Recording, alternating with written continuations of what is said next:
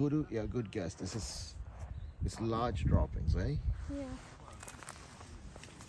There you go. So usually I keep a coin, but you can otherwise keep your finger. Nah, you can just compare it to a shoe. Or your shoe. Or Yeah. my shoe. If you have a coin,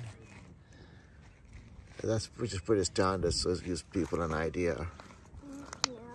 of the size of the droppings. It'll be a little hard for them, so maybe it's depending on the screen that they watch it, right? Yeah. But good idea anyway. Pretty good idea.